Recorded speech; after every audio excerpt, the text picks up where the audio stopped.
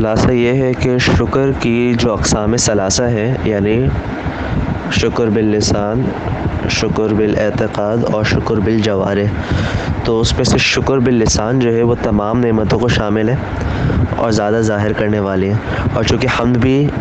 زبان کے ذریعے سے ہوتا ہے، لسان کے ذریعے سے ہوتا ہے، تو وہ بھی شکر کی جو ہے ایک قسم ہو جائے گی اور شکر کی اعلیٰ قسم ہوگی۔ پر یہ کہ شکر بالاعتقاد وہ مخفی ہوتا ہے، وہ تو کسی کو پتہ ہی نہیں چل سکتا،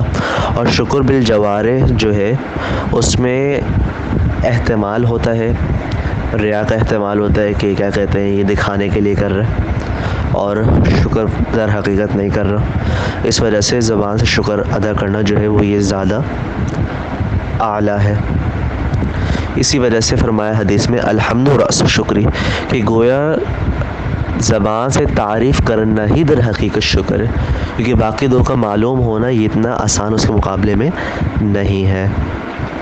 اس کے بعد جو ہے وہ حمد اور شکر کی نقیص کا ذکر کیا،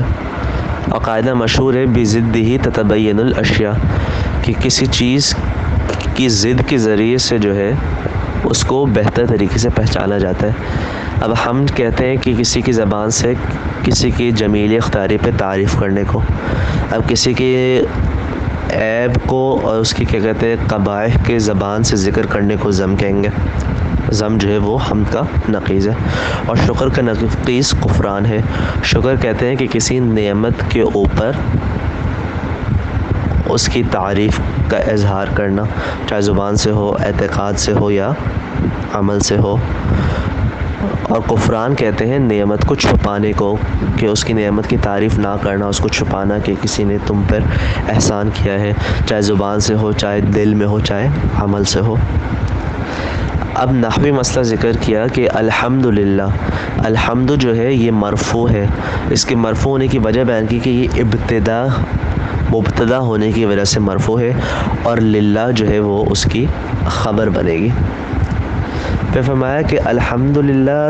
حقیقت کے اعتبار سے جو ہے یہ منصوب تھا دو جہتوں کی وجہ سے، یا یہ مفعول مطلق ہونے کی وجہ سے منصوب تھا، اور تقدیر عبارت اس کی ہوگی نحمد حمدا للہ، یا مفعول بھی ہونے کی وجہ سے منصوب تھا، اور تقدیر عبارت اس صورت میں ہوگی نوجد حمدا للہ۔ اور بعض قراتوں کے اندر اس کو منصوب پڑھا بھی گیا ہے،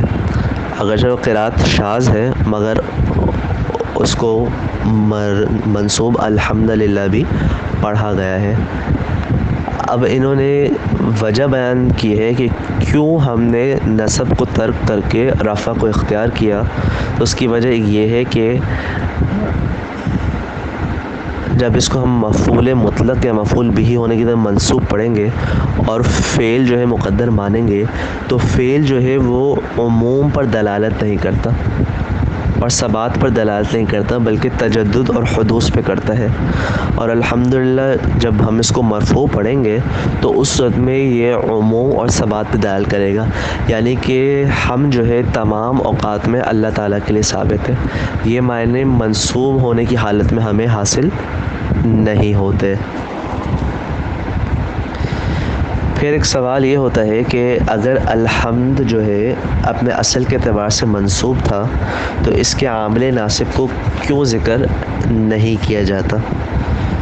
تو اس سے پہلے جواب سے پہلے ایک نحوی قاعدہ سمجھنا چاہیے، جواب اسی کے اندر متضمن ہے، اور وہ یہ ہے کہ اگر مصدر جو ہے یعنی مفعول مطلق یا کوئی بھی مفعول، اگر قاعدہ یہ ہے کہ اگر مصدر کے بعد فعل کا فاعل یا مفعول، یعنی وہ مصدر جس فعل کا ہے، اگر اس فعل کا فاعل یا مفعول حرف جر کے ساتھ استعمال کیا جائے تو فعل کا حذف کرنا قیاساً واجب ہوتا ہے۔ تو الحمدللہ کے اندر آپ چاہے اس کو نحمدہ مانیں اصل کے اعتبار سے یا نوجد حمد مانیں، تو دونوں صورت میں للہ جو ہے